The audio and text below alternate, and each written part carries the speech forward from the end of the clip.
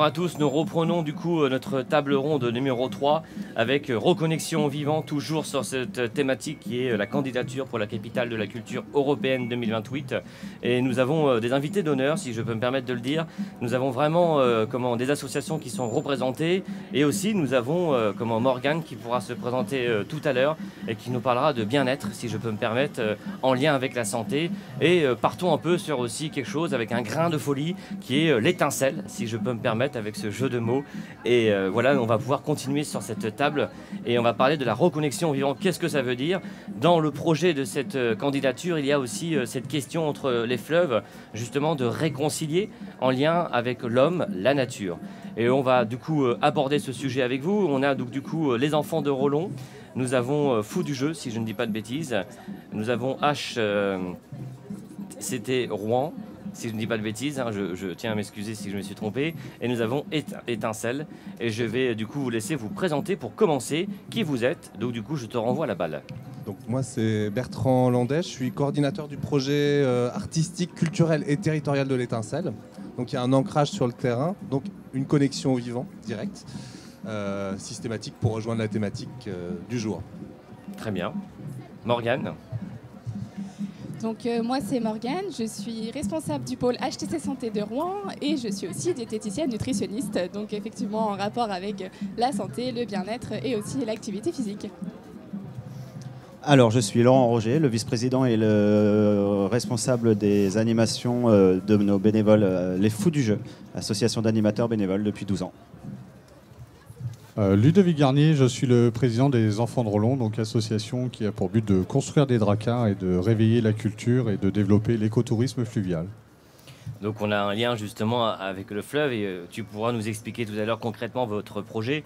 Et quand je vous regarde tous, vous avez quelque chose en commun, c'est le rattachement justement entre la diversité, entre le divertissement, le loisir, entre la santé et le bien-être, et puis surtout les projets qui vont justement ancrer les uns et les autres pour pouvoir fédérer. Je voudrais commencer par cette question qui est intéressante. Est-ce que ce projet candidature pour la capitale 2028, c'est quelque chose qui vous parle? Et en tant qu'acteur justement du territoire, il y a un lien qui peut être justement une reconnexion. Je vais peut-être laisser la parole à Morgane pour commencer. Honneur aux femmes. C'est très gentil. Alors oui, effectivement, déjà moi en tant que diététicienne, ce qui me paraît le plus simple, c'est la prévention santé. C'est très important au niveau tout le monde, au niveau bien-être, activité physique surtout qu'il faut énormément prôner et aussi le bien manger pour tout le monde. Très bien, très bonne présentation. Je te propose du coup Bertrand de continuer.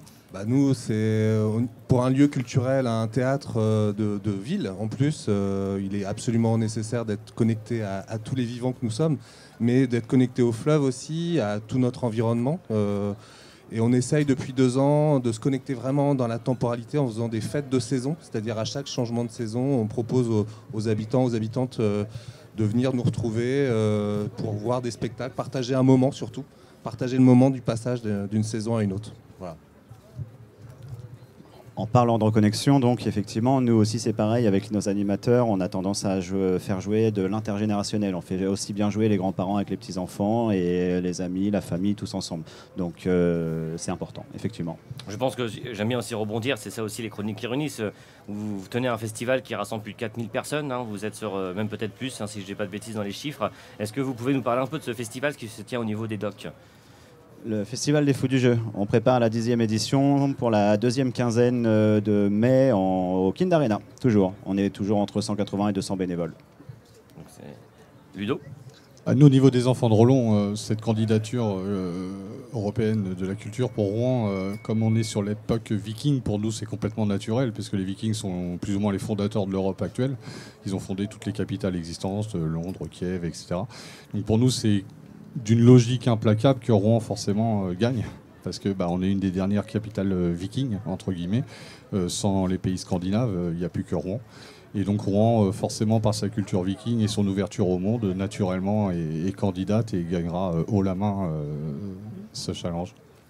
Quel pour vous est l'intérêt justement de cette candidature? Est-ce qu'elle peut apporter une plus-value par rapport à votre activité, par rapport à vos missions et par rapport justement à ce que vous véhiculez par rapport à vos valeurs? Peut-être on va refaire un tour comme ça.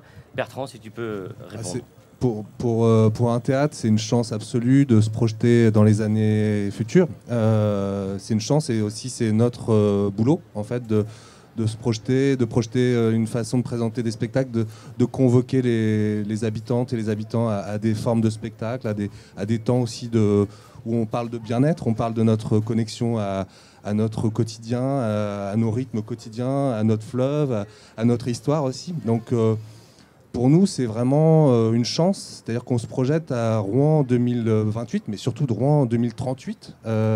Et qu'est-ce qu'on peut imaginer Rouen 2038 comme forme de spectacle, comme forme de rapport au fleuve, etc. Ça, c'est super intéressant pour nous de cogiter avec ça et d'associer les artistes à ça. Et il y a beaucoup d'artistes qui cogitent déjà à cette projection, à ce retour à la connexion vivant. Et voilà, c'est ultra intéressant. En tout cas, c'est super intéressant pour nous, puis pour les générations futures. Je pense aux enfants, à nos enfants, c'est se projeter dans l'avenir, vraiment.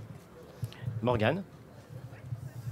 Alors pour nous, donc en tant que diététicienne, là, je vais plutôt parler. Notre cœur de métier, c'est vraiment de faire de la prévention au niveau santé, déjà premièrement, donc pour pouvoir évoluer sur les différentes générations. Là aussi, vraiment véhiculer l'activité physique, le mieux manger et évidemment le bien-être. Quand je dis bien-être, c'est bien-être physiologique, mais c'est aussi bien-être psychologique. C'est les deux, donc il ne faut pas hésiter à aller voir plusieurs professionnels de santé, notamment les diététiciennes nutritionnistes qui font aussi partie de toute cette prévention et tout le futur aussi pour nos jeunes. Alors pour rebondir aussi, parce que c'est encore les chroniques ironies, c'est rebondir par rapport à ce que tu viens de dire. Dans ce projet, il y a justement un travail sur la santé, bien manger.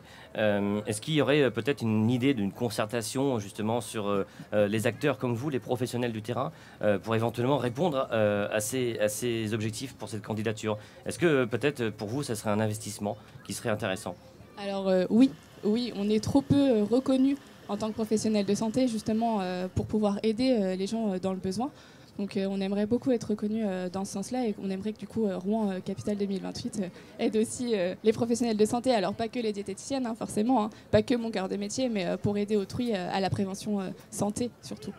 Donc il s'agit bien de prévention si on comprend bien par rapport à ce message. Laurent? Enchanté. Oui, enchanté. Quelle était la question? Alors, ça j'adore. La question c'était par rapport justement à votre activité. Quel est vraiment le lien qui pourrait être porté pour ce projet, la candidature, et peut-être une idée qui pourrait justement être en lien avec cette thématique et la reconnexion au vivant? Joker? Joker, c'est pas mal pour un jeu de cartes, on peut jouer sur ça.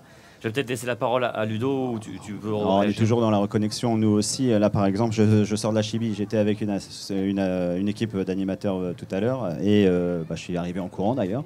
Effectivement, je suis un peu fatigué. Et donc, on continue, vive Rouen. Et donc peut-être, est-ce qu'il y aurait un lien pour Fou du jeu d'être justement sur ce dossier de candidature et pour la suite éventuellement d'avoir aussi un soutien pour éventuellement justement intervenir sur l'ensemble des territoires, parce qu'il y a cette thématique, cette question qui est la reconnexion, la réconciliation, on parle de ça aussi, peut-être de s'élargir sur l'ensemble du territoire autour du fleuve, parce que c'est Giverny, on parle du Havre, on parle aussi de la vallée de la Seine que Paris et le Havre et Rouen. Est-ce qu'il y aurait un impact qui pourrait être bénéfique? Ça pourrait toujours être bénéfique, quoi qu'il arrive.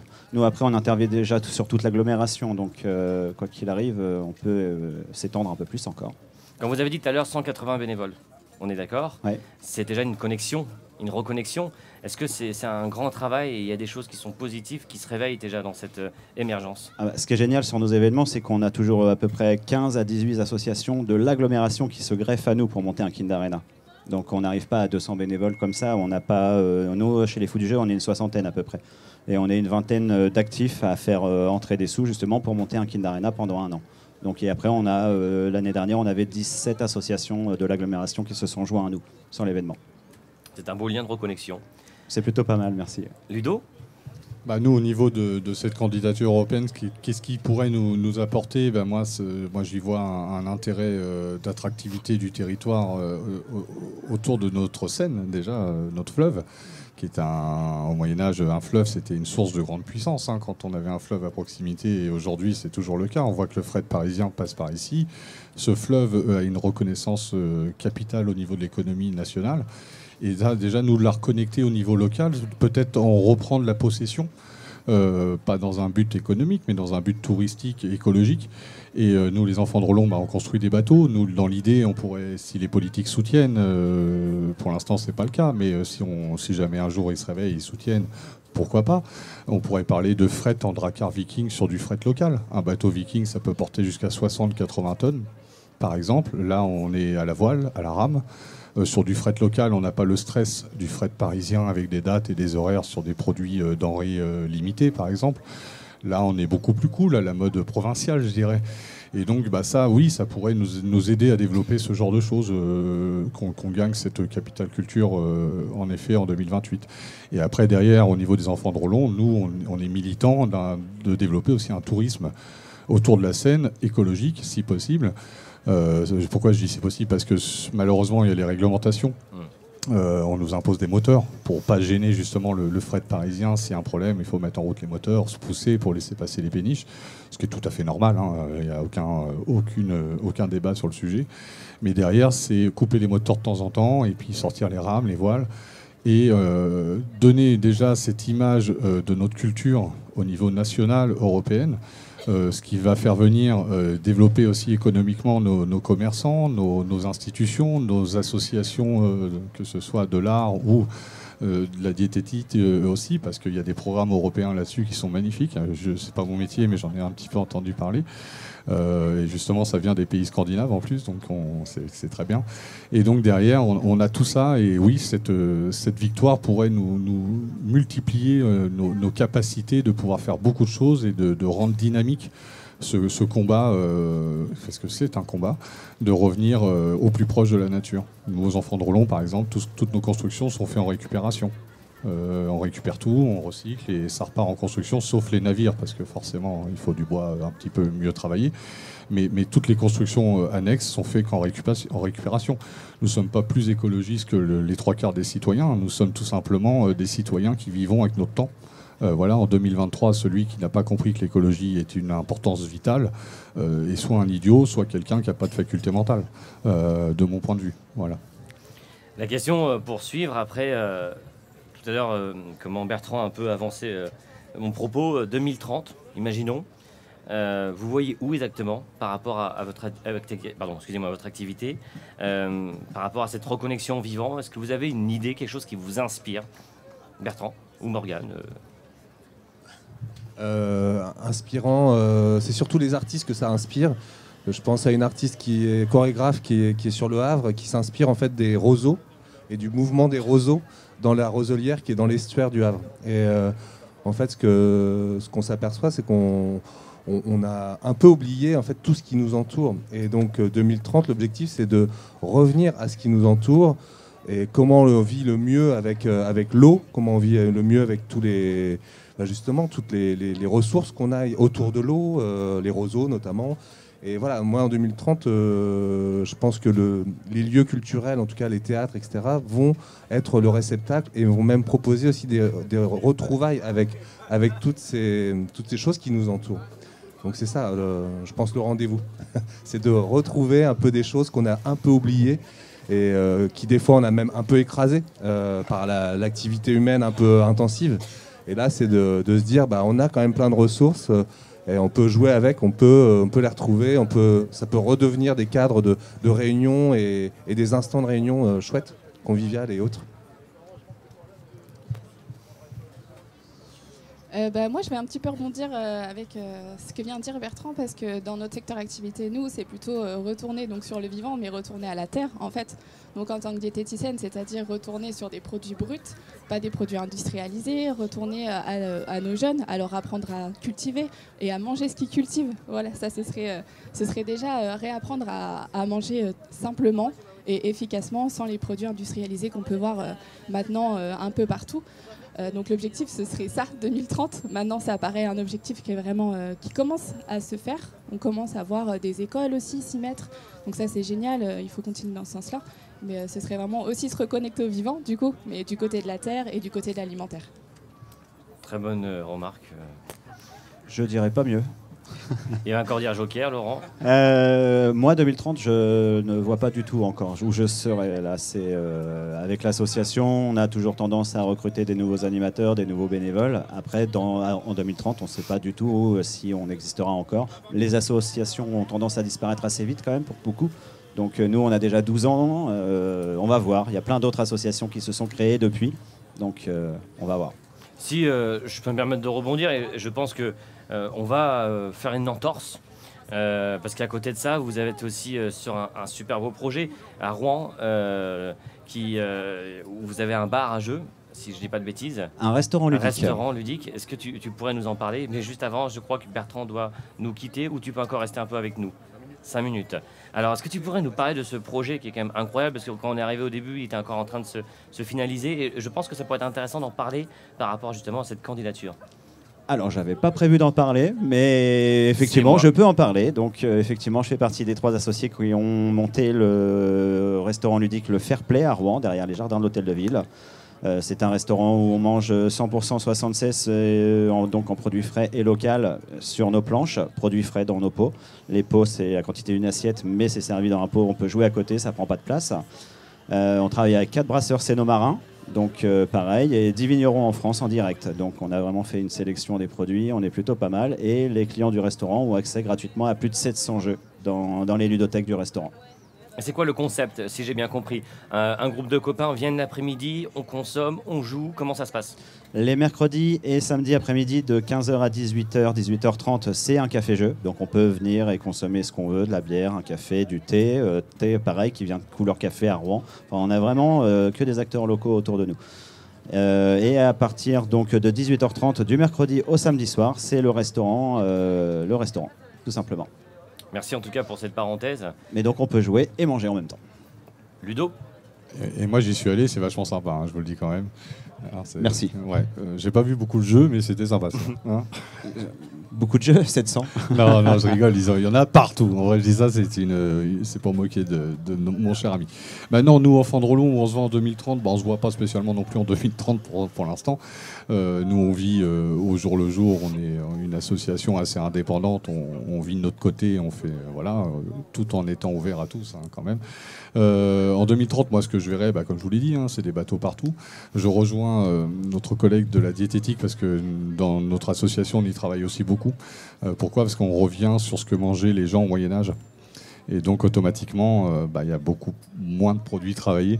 Donc, on revient de la culture, on apprend à l'ensemble de nos adhérents à ce que manger. Et là, on lance maintenant de la cuisine médiévale. On leur fait des cours de cuisine médiévale. Donc, forcément, c'est du travail de légumes bruts. Et donc, on les encourage à cultiver chez eux. Et donc ça, c'est plutôt bien. On travaille aussi sur d'autres schémas, essentiellement sur l'écologie. On aimerait mettre en place un filtre avant les déchetteries. Par exemple, c'est que les associations telles que les nôtres, on n'est pas les seuls, il y en a plein d'autres, puissent avoir un accès aux matériaux avant qu'ils soient jetés et brûlés ou détruits. Ce qui permettrait, encore une fois, de rajouter peut-être un maillon qui pourrait être un peu plus long, mais derrière, en termes écologiques, aura un impact évident, et même en termes économiques, pour des associations qui n'ont pas forcément de moyens, de faire de la récup, c'est génial. Et puis ça va avec l'air du temps. Je pense qu'on est tous autour de la table, on fait tous les brocantes, etc. Pourquoi? Parce qu'on a cet instinct de récup au fond de nous, au final. Et donc ça, c'est le retour un peu aux sources humaines aussi. Et donc, si on se voyait en 2030, c'est plein de dracards partout, un village viking autosuffisant, des touristes qui viennent voir la Normandie et des Normands qui sont très très fiers de leurs origines. Et derrière, qui travaillent même sur une économie un peu à la bretonne par rapport aux origines celtiques des Bretons, qui mettent en avant et qui est même une filière d'emploi maintenant qui est extrêmement importante en Bretagne, avec que des produits, des goodies, des casquettes qui sont produits que localement. Et derrière, cette fierté peut forcément apporter à l'économie locale que du plus, quoi. Et en plus, derrière, nos jeunes ont une appartenance qui leur permet d'éviter certaines dérives. Voilà. Alors l'avant-dernière question, parce qu'il fait chaud effectivement, et je pense que pour tout le monde, on est bien, on pourrait parler encore des heures. Vous avez parlé depuis tout à l'heure, j'ai envie de rebondir sur un mot, difficulté pour les associations, pour ceux qui s'engagent, que ce soit aussi entrepreneurs et tout ce qui suit, parce que je trouve qu'il y a un lien important aussi. Pourquoi cette remarque de dire qu'il y a une difficulté pour vous dans les associations aujourd'hui par la conjoncture? Est-ce que vous voulez répondre par rapport à ça, ou pour vous c'est un enjeu justement que peut-être cette candidature peut vous soutenir et vous apporter un espoir, entre guillemets? Je ne sais pas qui veut prendre la parole, je vous laisse la liberté. Je veux bien commencer, comme je suis chaud là, je viens de finir. Non, nous, quand on parle de difficultés d'association, c'est qu'on a passé tous ensemble quand même une période Covid, qui a fait mal à tout le monde. Derrière cette période Covid, au niveau économique, a fait que des partenaires privés qu'on a habituellement ont peut-être un petit peu moins participé à nos projets. Donc forcément une baisse de rentrée de revenus dans les assos. Les subventions n'ont pas forcément augmenté de l'autre côté, donc ce qui fait que la perte, elle est bien présente. Aussi parmi nos adhérents actifs, donc moi j'ai pas à me plaindre, j'ai 220 adhérents, je suis une asso qui a une chance incroyable d'avoir énormément d'actifs, mais je connais d'autres associations qui ont des grosses problématiques pour trouver des gens qui vont donner de leur temps libre bénévolement sur un projet. On est en 2023, la société est quand même tournée plus vers l'individualisme que le collectif, et donc c'est à nous de réinstaurer ça. Et si cette candidature et cette hypothétique victoire, entre guillemets, que je souhaite au plus profond de moi, peut redonner et mettre en avant les associations actives du territoire, dynamiques, avec une vraie politique associative qui nous permet un recrutement d'adhérents bien plus investis, entre guillemets, qui souhaitent s'investir, parce qu'il y en a, il faut juste aller les chercher. Et derrière, ça serait un sacré coup de projecteur. Et si au niveau finance, en plus, ça peut provoquer peut-être des financements européens sur certains projets, pourquoi pas? Je rebondis sur ce que tu dis. C'est vrai que les années Covid ont impacté pas mal les associations et l'engagement collectif.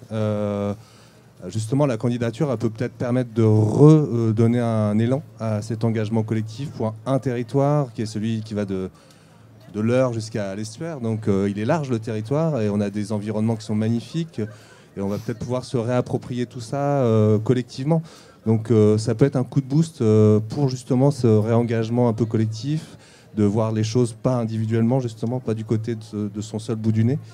Donc ça, c'est une chance aussi, je pense, la candidature. Et, enfin, si on l'a, si on décroche, on pourra avoir un élan collectif fort, quoi. Et sur du long terme, c'est-à-dire pas que sur 3 mois, 6 mois, il faut se projeter en 2028. Donc on peut construire, ça nous donne le temps de construire des bateaux, construire la santé, en faisant du sport ou autre. Donc c'est quand même une chance pour le collectif de cette candidature. C'est un côté fédérateur. C'est ça. Alors, et pour nous, les fous du jeu, c'est pareil, les 2 ans, exactement comme mes collègues. On a perdu plusieurs adhérents, bien entendu, les déménagements, ceux qui ont eu des enfants, normal. Sauf qu'on n'a pas recruté pendant ces 2 ans. Donc, quand on a redémarré, effectivement, nos animateurs et nos bénévoles, on en avait beaucoup moins. Donc, et 2 ans sans entrer aussi d'argent pour financer un Kinder Arena, ça a été un peu compliqué. Par contre, à contrario, on a fait le choix aussi de ne pas être subventionné. Donc on autofinance tout ce qu'on fait. Donc c'est nos bénévoles et nos adhérents qui font rentrer des sous toute l'année pour monter un Kinder Arena. Donc la seule chose que nous on demande à la mairie de Rouen, c'est juste le mobilier. C'est les tables et les chaises pour meubler le Kinder Arena et c'est fini. On ne demande rien d'autre de l'année en fait. Morgane, pour finir, et après la question piège. Alors moi, je vais un peu me répéter, mais dans le secteur santé, le Covid, effectivement, aussi a fait énormément de mal, avec les salles de sport qui ont été fermées. Les gens étaient livrés à eux-mêmes pendant quand même enfermés quelques mois. Donc ça a été compliqué. Et de retrouver une activité physique aussi a été compliqué pour les gens. Ça commence, on voit en 2023 que ça commence à revenir, mais c'est vrai que ça a été difficile. Donc j'espère que Rouen 2028, c'est évidemment, on est élu...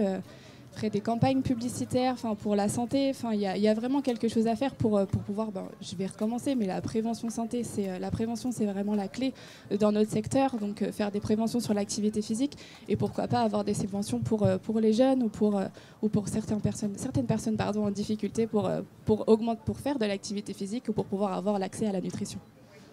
Merci à tous. Alors, avec... de la provocation. Ceux qui sont derrière les caméras, nous pouvons sentir les bonnes odeurs, la chaleur, on est bien d'accord. Et derrière la caméra, vous pouvez nous voir en train de suer clairement parce qu'il fait chaud. Donc je vais vous demander à chacun de jouer à un jeu qui va être très simple. C'est que vous allez chacun proposer un menu un plat avec un accompagnement sur les valeurs et puis surtout notre terroir normand pour finir cette belle table ronde qui pourrait justement être l'idée d'une reconnexion du vivant et éventuellement peut-être finir à faire une date pour pouvoir manger tous ensemble. Donc je vais du coup vous laisser. Donc chacun a proposé une boisson, un plat et un dessert. Je sais que là il y a Laurent qui me regarde et qui doit se dire qu'est-ce qu'il est en train de me faire. Ça c'est ma façon de faire et c'est ça qu'on aime chez les Chroniques qui réunissent, c'est être authentique. Donc là je parle, je vous laisse réfléchir, mais du coup un lien avec des produits normands. Je vous laisse la parole et c'est moi qui va choisir qui va prendre la parole pour bien mettre en difficulté. Laurent. Ça marche. Je te proposerais tout simplement de venir chez Fairplay. Tu prends une assiette mixte de produits de charcuterie, de fromage et de truites fumées. Chez nous, tout est pour 176. Donc la truite de chez Evelyne est vraiment top. Je peux te nommer tous les producteurs. Le fromage de chez Clément, il est génial. Et tout ça accompagné d'une petite bière de chez Ragnar, par exemple. Une petite brune en pression. Ce serait parfait. C'était presque trop facile là. Et une petite panna cotta que Laetitia fait très bien aussi. Avec un petit coulis de fraises en ce moment, c'est top, c'est frais et ça passe tout seul. Alors ce qui est bien chez Laurent, c'est que tout à l'heure c'était Joker, maintenant on va le perdre. Il y va. Merci en tout cas, c'était vraiment intéressant par rapport à ces propositions. Maintenant je vais laisser la parole à Bertrand.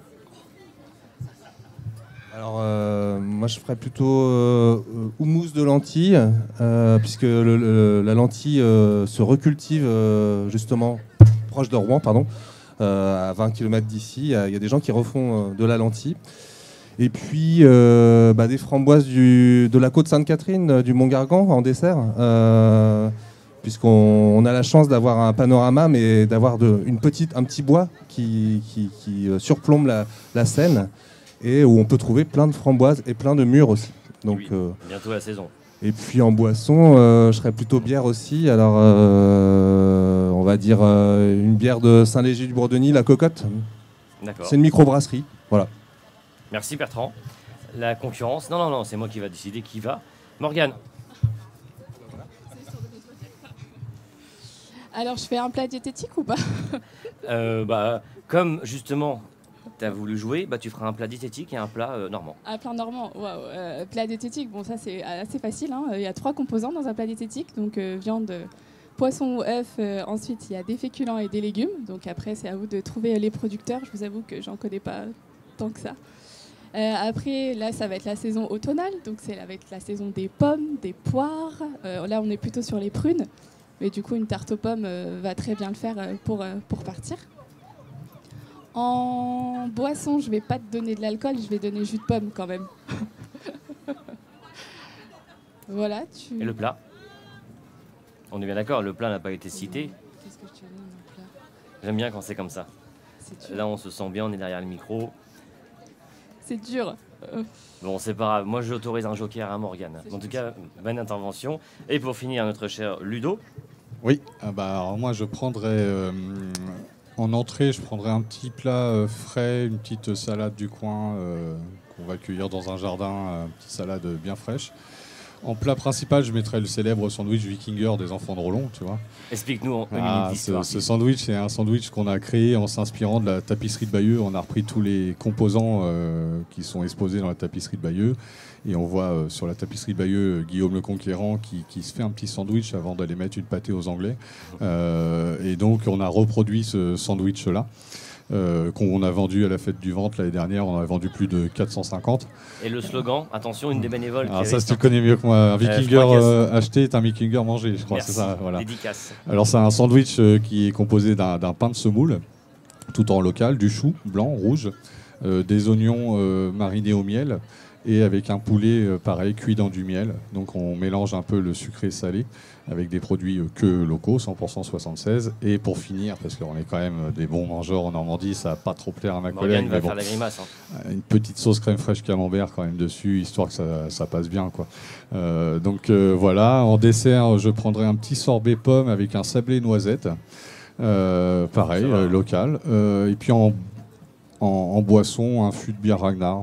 Ouais, pas une 50, un fût. Hein. Il n'y a pas que, mais je les vends bien. Ouais, moi aussi. Bon, en plus, on fait du commerce en direct. Voilà, merci. En tout cas, merci pour tout. Est-ce que vous voulez juste ajouter quelque chose pour cette candidature? Un mot, en sachant que ça va être rediffusé sur l'ensemble des réseaux, que ce soit la ville de Rouen, la métropole et les chroniques qui réunissent. Est-ce que vous voulez ajouter quelque chose pour finir? Merci à toi de mettre tout le monde en lumière et en avant.